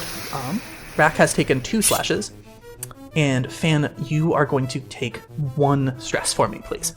Seeing the back of the car begin to spin out, I'm going to grab the inside of the actual carriage, reach down towards the back, and feel grace pooling at my fingertips from my spine. I'm going to inscribe an axis into the axle, into the rear drive of the car, and then activate my blasphemy to make the axle rotate on itself, propelling the car forward at an even faster speed. Okay, cool. Wonderful. Oh, that's so good. I think we risk for this. That is a 2 on the risk, so the outcome is worse than expected. I'll use the work. So I'll take a stress. I'm going to roll Psyche with an additional die. Bad that I'm already dipping into this, but let's go. Okay, that was 1 success. Just on a mechanical level, what my blasphemy does is I can inscribe axes into objects, and I impart angular momentum onto it. So I increase the angular momentum of the wheels, making the car go faster. Fucking wonderful. As Phan feels the car pick up even further, she peeks her head out the window, looks behind, and just screams at Ryuji, "This is the best day of my life!" Maybe for you! As I'm literally dangling out of the car, trying to prevent us from dying. These hands reach out at you. As you lean over and inscribe this axis into the bottom of the car, a single hand reaches out with its nails, scratches your arm as another mouth of the damned just reaches up and clamps down on your forearm. You feel a purple and green and black sludge begin to pulse within your veins as the special affliction is placed upon you. Centipede bite. I'm going back inside the car, looking down at my arm. Anti-venom, anti-venom. Should you like a zombie now? Hopefully not. I'm gonna throw open my briefcase. Has anti-venom in it. I'll go to administer that on a different turn. Make sure to flick the needle before you inject it! I'm gonna use Hell. What? Ardence is number 1 on the Aura Farm tier list. I'm sorry. It is. Okay, cool. This lasts until I rest. So, it's in an area of Cat Area 2. So it's a city block. Major discomfort for humans who cannot remain in the area, and discomfort for sins and exorcists. Sorry in advance, guys. And I'm gonna, put my hands out the windows, and I'm just gonna, spray hellfire on all the hordes that we drive past. And you can feel the car start to like heat up, and it causes discomfort for everyone in the car as well. But the hordes around us, they cannot withstand the heat, and some of them start to melt, and some of them start to like flee away. This is a like city blocks worth of hellfire coming off of you. The glass shatters, and the pipes of like, even like the sewer water, the pipes start to like heat up and like burst, and there's like cracks in the foundation of like walkways, and you can just see my arms burning up even more, and I just look like red hot. With that, tension is going to increase once more, and Rack is going to take 2 slashes of damage from the mass amounts of fire. The rubber from the tires, the glass on the windows just starts to burn up, and is just, the car is like not, he's not doing the best. Phan hears like a slight rumble and is vaguely aware of some fire that might be happening. She is looking forward. Right outside of the tinted window, there's a crack on the windshield. Hands glued to the steering wheel, eyes wide. The countless hours she spent flipping through car manuals, every single piece of how they're constructed, how they're made, how they function. And she just goes.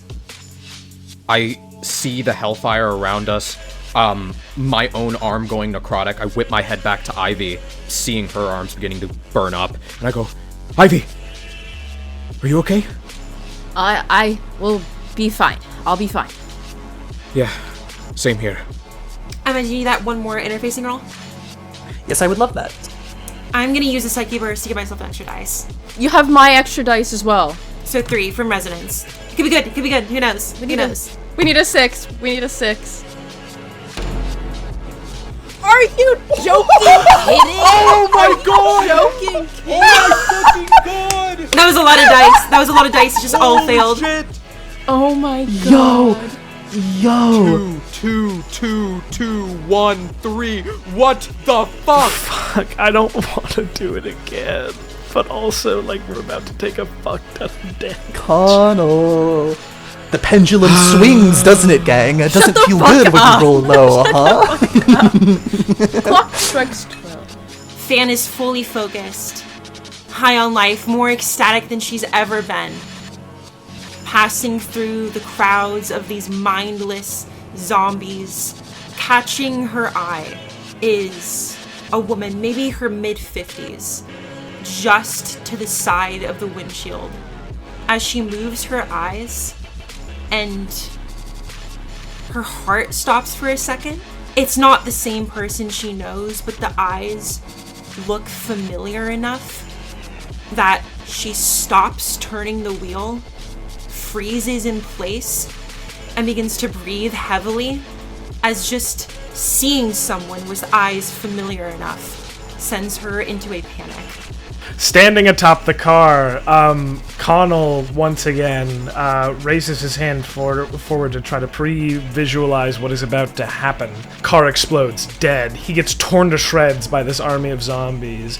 He gets coated within a cascade of acid and burned to death. Temporal instability has reached a boiling point. He knows this is about to be undone, but regretfully he must do it. He digs his hand into his chest, gripping his heart. As he grips it tighter, until it ceases beating.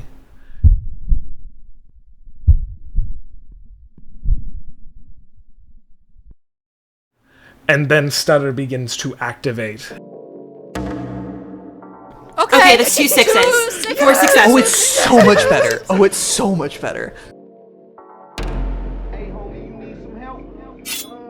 Connell, could you please go ahead and roll on the temporal instability chart for me? Ryuji, are you still poking your head out on top of the car? I am, yeah. He looks up to you. His eyes are now blue. Everything okay?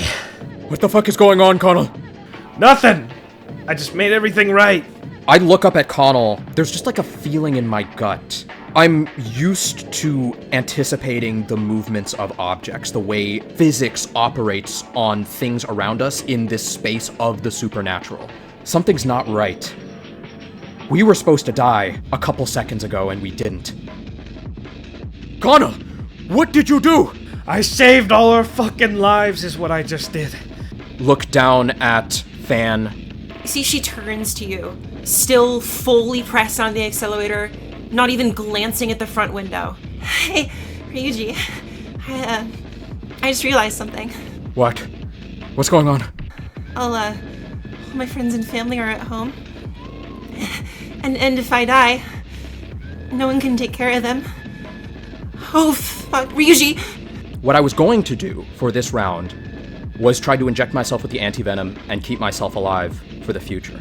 Phan, you look into Ryuji's eyes as he sees you panicking, this moment of weakness, and like the pallid sheen of a beached fish asphyxiating, something that cares for you retreats entirely. Stop fucking around!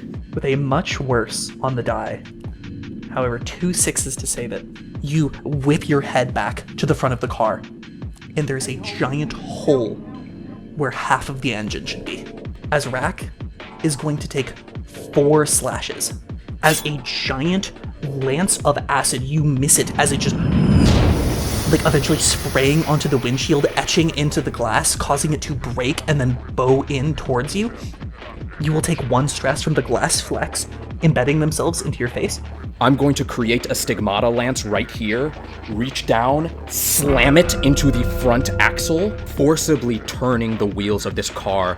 If the engine fails, if the car falls apart, the Bhava Chakra still turns, and I will fling this thing straight into the building. Let's go ahead and get you a little risk roll on that. Hey! Finally. The Let's best go. roll yet. First expected risk roll of the dice. Probably the last. I'm going to use a Psyche Burst to gain advantage, and I'm going to use the work, take 2 points of stress, and give myself another dive advantage. That's 4d6. Are you fucking kidding me? Wow. Jesus. Oh fuck. my god. 4 dice rolled, a 2, a 3, a 2, and a 5. Hey, that's a success, Thankfully, though. in this case, all you need is That's one. all you need is 1, baby. All you need is I 1. don't give a shit. You fling Rack into the building. You are 5 floors up as the car just gains momentum, embedding itself into the side of the building with a solid. Connell, are you still on the roof of Rack at this point? I like to imagine that we crash into the building. You guys watch as Connell goes flying off the top of the car. You watch as he runs through a bunch of office equipment and he just crashes through it all. Everyone is going to take stress from this happening. Everyone's going to take 1. Rack will take 1 more slash.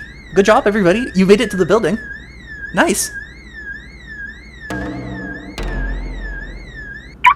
My part of the car has managed to land perfectly upright as the entire thing is on the verge of breaking in half. And so I open the door, step out, dust myself off, adjust my tie, slump down in front of the car, and begin to inject myself with the anti-venom.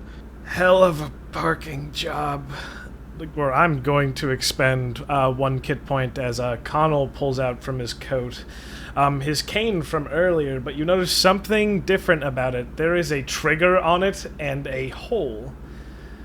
He places it down as he pulls himself up. I'm gonna limp over to Connell.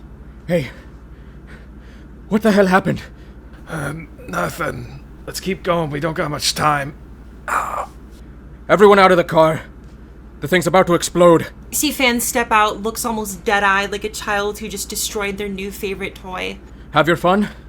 Phan, I'm gonna do this for you just to let you know that I care about you. Connell is going to slowly march over. He presses on the car and recalls when it was perfectly fine, and he sends it back on his way. And it's up to an hour, and it took us less than an hour to get here, so it'll be spick and span back where we left it. when we Fuck come you! back. I was so mad. Oh, you motherfucker. Oh, We watch as the car sails back and goes in reverse. It's just going backwards. Yeah, it's just going backwards.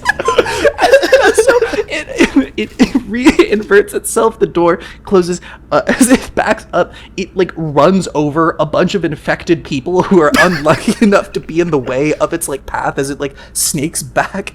You see it like get all the way back to where you came from, and Rack will be there, ready and waiting. If wow. Prudence is gonna have a interesting time seeing that back into the garage. You absolute bastard. Connell, you see Phan, like, look at you with, like, her eyes going from dull to teary-eyed.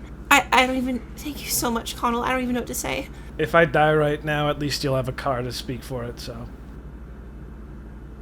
What the hell is going on right now? I don't know. I hit my head. I just linger on one last look at Phan. Back to your senses? Am I cut out for this? Whoa, no time for doubts, bud. You drove us all the way here. Ryuji just gave you a little extra push. He told me to stop, and I kept going. I didn't listen to him. Well, it's okay, because... No. He told me to slow the car down, and I didn't, and I should have listened, and I didn't listen. Rack's got a second chance now. I just gave it to him. Let's go fight this then.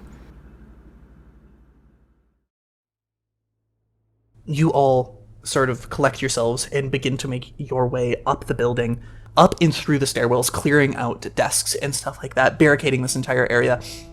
However, as you open the door to this next floor, it swings open with a creak, and as you survey the room in front of you, dozens, no, more, solid white eyes just turn their heads to where you're currently standing, as a horde of shamblers just begins to, like, move towards you. Tension's gonna go up 1, and we will be starting the mercy killing of dozens and dozens and dozens and dozens of people, unless you can find a faster way to get to the next floor. I'm gonna spend 1d3 sen. That's a 1. I'm going to use an ability from the Gate Blasphemy as Phan, under her breath, whispers, Maze of Fontazos.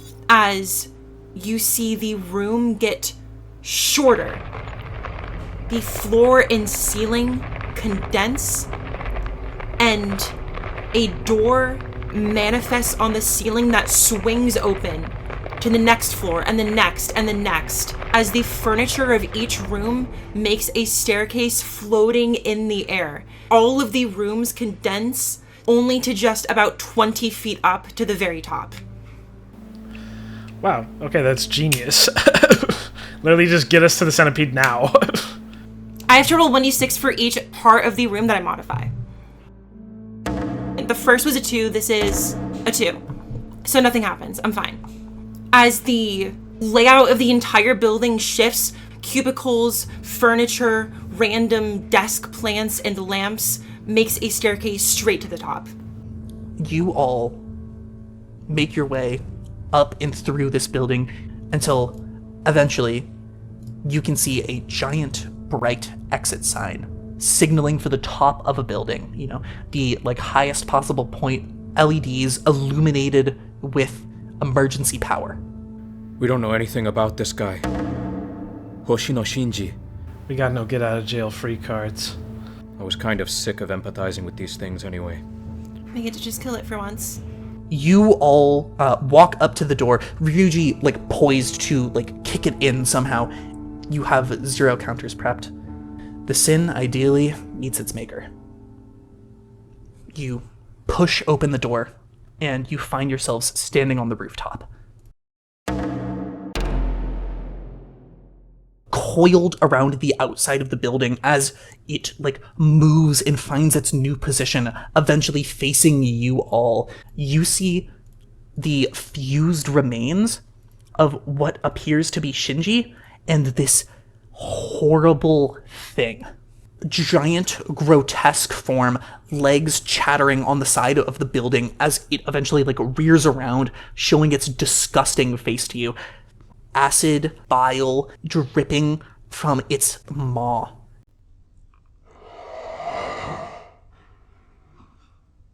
Why must you come here and interfere with my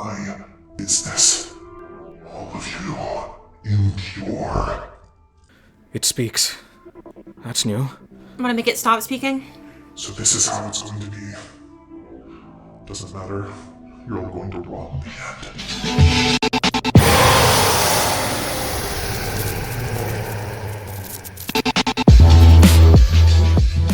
Can I see where the acid is coming from? Yes, it is dripping from its mouth. Great. I would like to make a attack specifically with the intent to disable.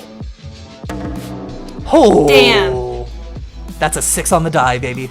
2d6 plus an additional d6 for bullet to disable my enemy. 2 successes. Nice. 2 successes. Wonderful. Look at that. Ryuji's running, holding the wrapped up polearm in one hand.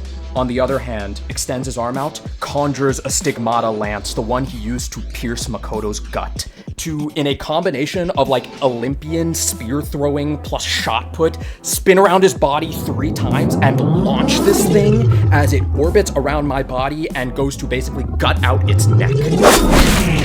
Acid itself just spilling out from the contact point. With a 6 on the risk roll, it can no longer spit acid at you from long ranges. And that is going to be 2 successes, which is 2 slashes.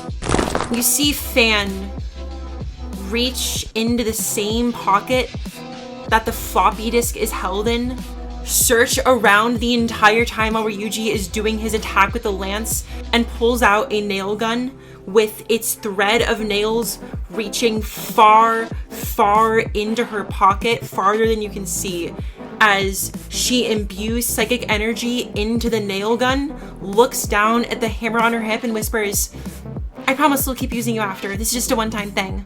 She pulls the trigger and fires nails at the Sin. Wonderful, wonderful, wonderful. As this happens, let's go ahead and get you a risk roll. Hey! Okay. 5 on the die. We're so back. That's 2 successes. Wonderful. And a 6. And I have to roll Sin as well. That's 2 Sin. I'm at 5 out of 9 Sin. 4 more and... Oh dear. That is not good. Oh, SpaghettiOs. Phan, how are you forcing this beast back into its palace? I carefully spray the nails on the front of its figure in a pattern that is hard to make out at its first, but you eventually see as more and more nails fill in the pattern that it is reminiscent of the summoning circle one might make to use the Nail of Abel. This pattern glows with psychic energy, and at that moment it is gone. You are only going to take 1 stress from this. Ryuji, however, you rolled a 6. 0 stress for you. You're just that guy. This summoning circle, emboldened upon its giant centipede worm-esque form, lighting up with Phan's psychic energy as it is slammed and sucked down into the building itself, almost like a chain spilling out of a cup, as first its head is pulled through the center of the floor where you all stand, and then the rest of its body whipping around like a tape measure going slack as it pulls itself all the way down through the building. I'm going to start running down the stairs that we climbed up to actually, through Phan's power, to actually get up here in an attempt to track where it's going so we can find the entrance of the palace. Your maze ability is still active, so you are able to sprint down to the basement of this place. You are going at extremely high speeds. You are like basically throwing yourself down the staircase, right? All right, let's go ahead and get a risk roll for that for you real quick. Fuck you! Fuck you! The Nothing pendulum matters. swings back, baby. Why can't I have anything? Why? That's a 6 on the risk roll. Better Never than mess with the expected. goat. Yeah. I get there before he fucking gets down there. Yeah, unironically, better than expected. At first, you are sprinting down, trying to keep pace as it accelerates, burrowing down through the building until eventually you hit the bottom, you look to the right, and then you watch his head burst through, knowing that you have become faster than him in this moment. Since we have gotten there at the same time, can we follow it in as it opens the gate to its own palace? You know what? Hell yeah. Are you just jumping in on its, like, coattails, basically, as it just goes to dive into this place? I land there in the boiler room, anticipating it about to come through. I take this polearm that I have not used all combat. I unwrap the cloths around it, underneath is a pristine Japanese naginata. It has like a sword-like end and a long polearm handle, like a spearfisher waiting for his prey to come through the river. I see the centipede crash through, and I throw the naginata through, and within this naginata, before we even began this hunt, is my axis. As it begins to go in, a spinning wheel prevents that gate from closing. You all just throw yourselves through this spinning wheel of grace. Your boots and shoes just land on glass. Shinji's form just scurrying and darting throughout this place in the distance. As you look around, there are pipes that are red hot. There is steam everywhere. There is like flame and fire. This looks like an oil refinery. And in the center of it all, there's a single watchtower. And in this watchtower, you can see in the distance the body of Shinji strung up. He is hung by chains, almost crucified. You are now inside of his palace. It heals either when confronted or when pressure increases, regaining 1d3 notches on its talisman. So potential of, there's still going to be damage there. Minimum 1. I'm going to go ahead and roll that right now. It only regenerates 1 slash. Exorcists, there is 10 slashes remaining. Hey, Ivy, before you do anything, there's something that I got now that lets me see what happens before it does. Do you have any clue what you're about to do? Because I could give you an opening. Well, I could do something that hurts us, but also the sin. I'm not too adamant about that. That sin's about to really hurt us. Well, decide right now! You see Connell is staring off into the distance at something you cannot see. It's the fire thing. Oh, perfect. Saber? Awesome. You guys watch as Connell takes 2 steps forward and is staring, like, bug-eyed at something none of you can see. What happens if we use Saber? What the fuck is he doing? Pre-roll that risk die. Yes, I will. I would love to go ahead and do that for you real quick. Beautiful. Expected. I will take that. The shadow standing atop the centipede, just waltzing around. He turns to look at Connell. I think the big old blast will have a usual effect, right? Connell, like, sweats as he turns back to Ivy. You're good! Just shoot it! I feel, like, almost sick inside, looking at someone who I consider a friend, sort of, like, losing their mind. And then I look at this fucking thing, climbing on this tower with this poor man's body strung up. I can only see my mother's body instead. 2 sixes! It's 2 6s! Holy fucking shit. 1, 2, 3, 4. That's 5 slashes? That's 5. That's 5 slashes. Fuck. Ooh. Can everyone, like, relax for just 5 minutes? I'm sorry, I can't. I literally oh my can't. God. Holy shit, you guys. However, Ivy, you are going to go ahead and take 2 stress, in addition to the 2 that you took from burning yourself. Yeah, so that's 1 injury. Its ability to shoot you from extreme long ranges has been removed by Ryuji's lance. However, that doesn't stop it from making just a general shotgun blast in your area as it just spits bile and acid at you. I am going to use 2 Psyche Bursts, which I have none of. We're gonna risk first. Oh! Rest in peace, Phan. I'm going to roll for 2 separate instances of sin. And that's 3. I enter sin overflow. Flow.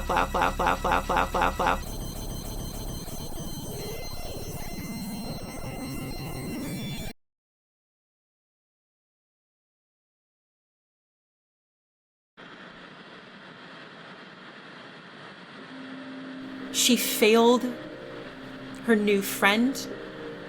She's failed her team. Very little is different from her at 9 years old, escaping from a locked room, than her now.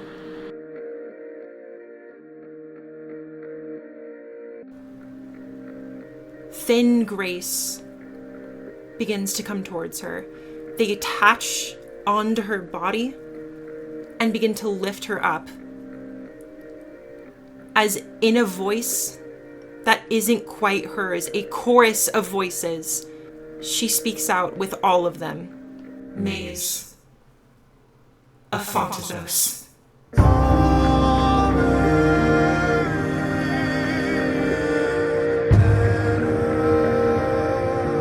The corridors and windows and doors are created anew, infinitely circling back in on each other. The gravity begins to shift as everything floats, as Phan, along with every object that she cares about, speaks as one.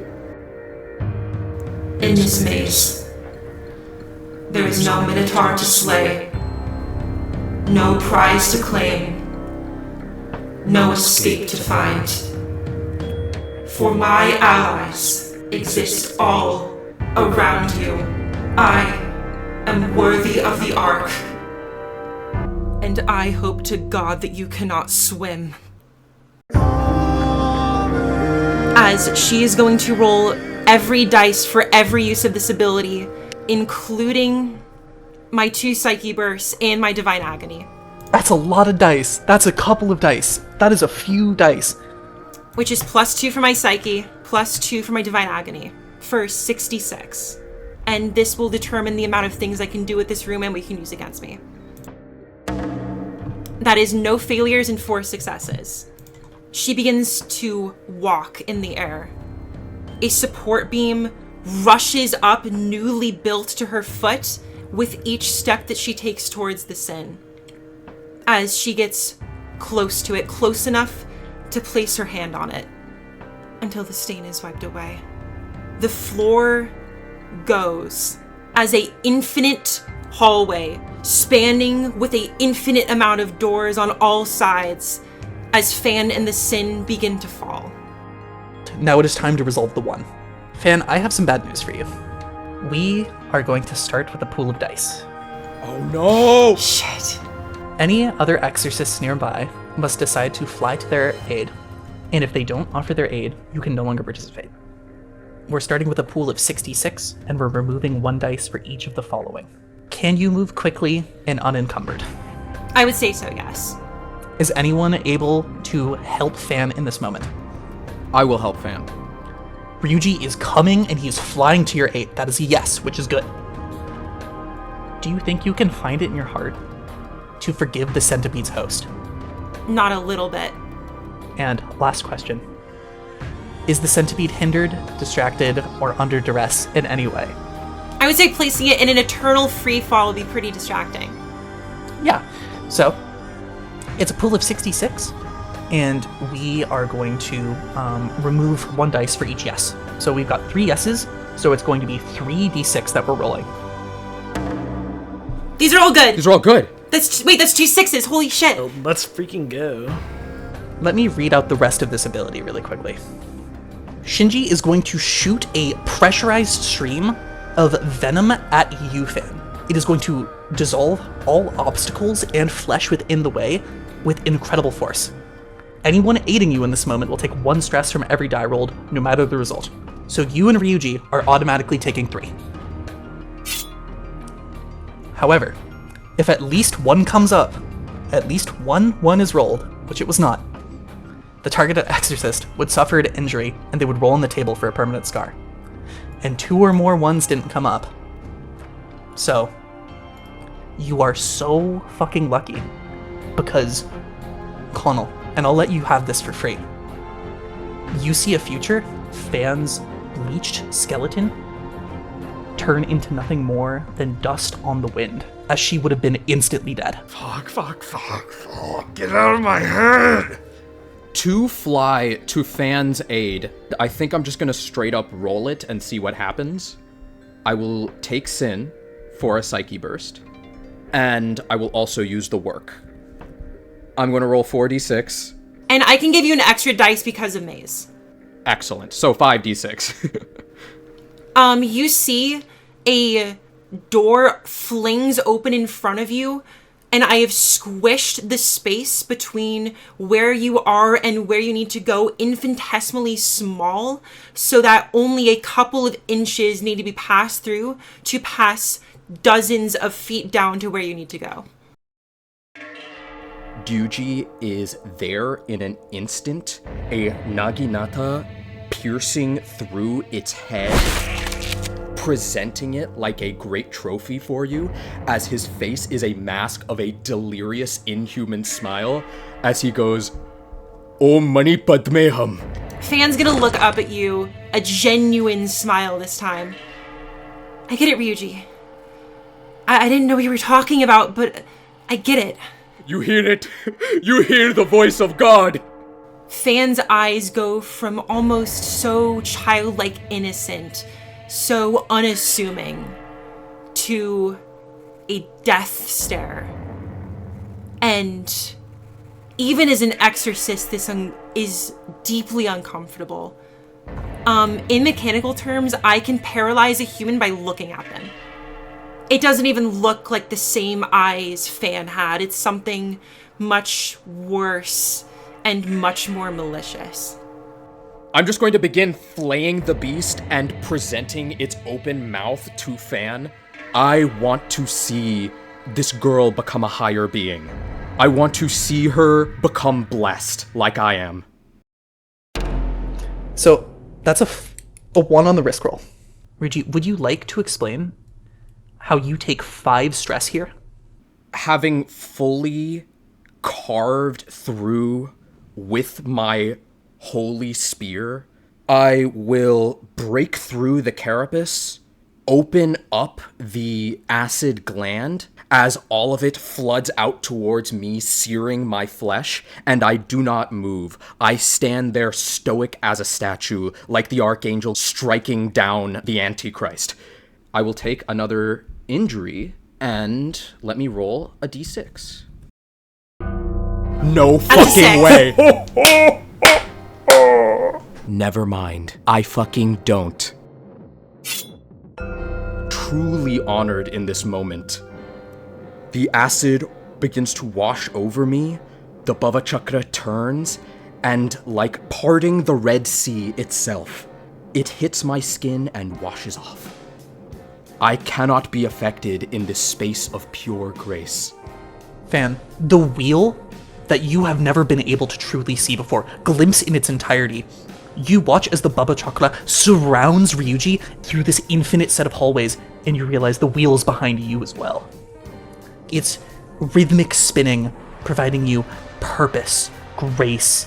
Like a tapestry of 2 saints, 2 wisdom kings, 2 wrathful deities striking down an Asura of ancient times.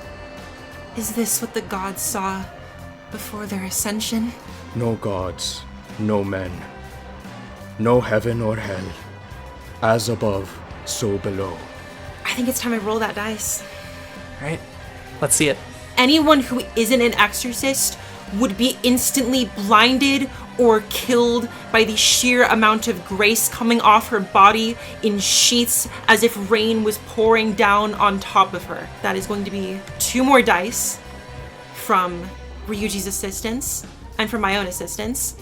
And I will be going to sin again to give myself 1 more dice for 76. Okay, and that is 3 successful slashes, Yes. which is the exact number. How do you slay the beast, Phan? All of the doors open. Piercing eyes that are no longer fans. Witnessing this moment. 2 divine entities falling through the infinite hallway of Phantazos. For as Metatron speaks for God, I too speak for those with no voice to cry suffering. I stand here as an entity not of man, not of God, but by the allies that surround this earth, covering it in totality. And she points a finger at it, as every weapon that humanity has constructed up to this time peers out of the doors and fires upon this thing. It strangles, constricting under the weight like a great pincushion for humanity's innovation and penchant for violence.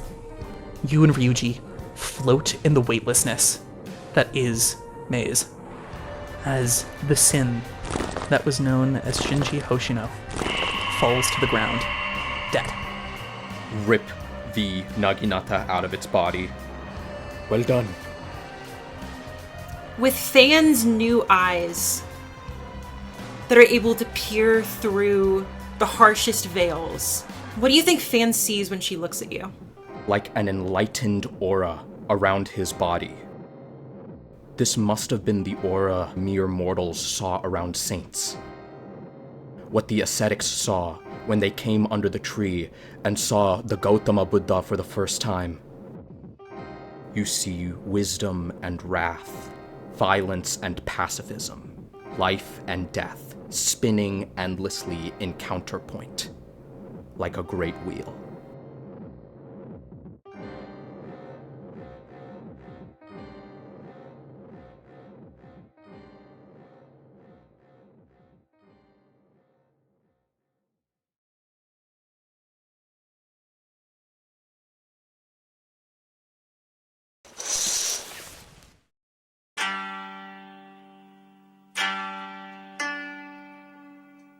In the distance, just inside of the quarantine zone, there is the sharp twang of a shamisen as two doors open, and out steps a man in a red hood. He observes all of you. It would appear the second horseman has arrived.